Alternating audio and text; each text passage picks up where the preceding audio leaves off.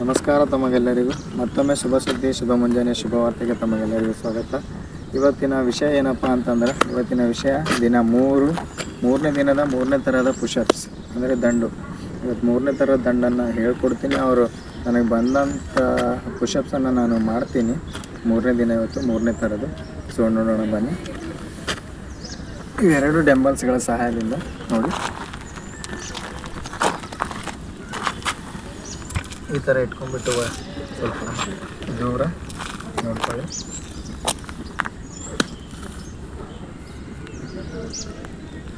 ಮಾಡಿಬಿಟ್ಟು ಎರಡೂ ಕಾಲನ್ನ ಸ್ವಲ್ಪ ಹಿಂದೆ ಮಾಡಿ ಸ್ವಲ್ಪ ಅಗಲ ಮಾಡಿ ಸೊ ಈ ಥರ ಬಾಡಿನ ಮುಂದಕ್ಕೆ ಹಾಕಿ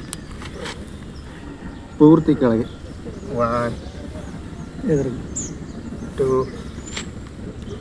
3 4 5 6 7 8 9 10. ಸೊ ಈ ಥರ ಮಾಡೋದ್ರಿಂದ ನಿಮ್ಮ ಲೋವರ್ ಚೆಸ್ಟ್ ಬಿಲ್ಡ್ ಆಗುತ್ತೆ. ಸೊ ಇವತ್ತಿನ ಸುದ್ದಿ ಇಲ್ಲಿಗೆ ಮುಕ್ತಾಯ. ಮತ್ತು ನಾಳೆ ಶುಭ ಸುದ್ದಿ ಶುಭ ಮುಂಜಾನೆ ವಾರ್ತೆಯಲ್ಲಿ ಸಿಗೋಣ.